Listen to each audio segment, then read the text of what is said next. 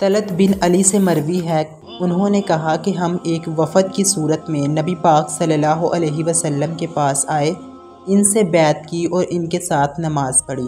ہم نے آپ صلی اللہ علیہ وسلم کو بتایا کہ ہمارے علاقے میں ایک گرجا گھر ہے۔ ہم نے آپ کے وضو کا بچا ہوا پانی مانگا تو آپ صلی اللہ علیہ وسلم نے پانی منگوایا، وضو کیا اور کلی کی، پھر اسے برتن میں ڈال دیا اور ہمیں حکم دیا کہ جاؤ اور جب تم اپنے علاقے میں پہنچو تو اپنے گرجے کو توڑ دینا، اس پانی کو اس جگہ چھڑکنا اور وہاں مسجد بنا لینا۔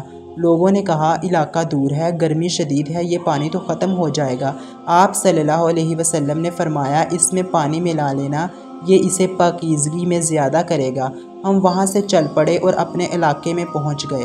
ہم نے گرجے کو توڑا، اس جگہ پر پانی چھڑکا اور وہاں مسجد بنا لی، پھر اس میں اذان کہی۔ وہاں کا راہب قبیلہ تہ کا تھا، جب اس نے اذان سنی تو کہا سچی دعوت ہے، پھر وہ ایک ٹیلے پر چڑھ گیا اور اس کے بعد ہم نے اسے نہیں دیکھا۔ کتاب السلسلۃ الصحیح، حدیث نمبر 490۔